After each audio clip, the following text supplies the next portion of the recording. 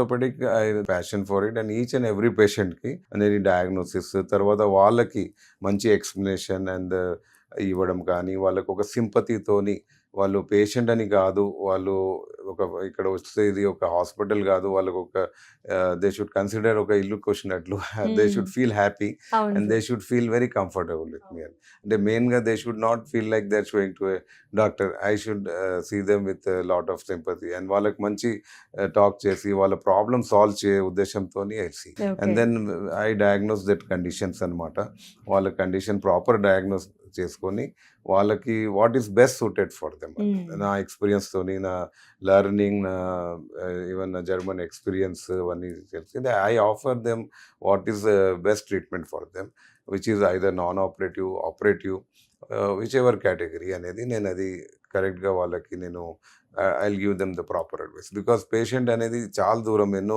ఇక్కడ నుంచి not only Hyderabad వేరే డిస్ట్రిక్ట్స్ నుంచి ఎంతో నమ్మకంతో వస్తారు అవును. సో ఇఫ్ ఈ సర్జరీ వద్దంటే I will never suggest them any surgery okay. And if surgery is needed only I will suggest చాలా మందికి ఆ ట్రస్ట్ అనేది చాలా ఇంపార్టెంట్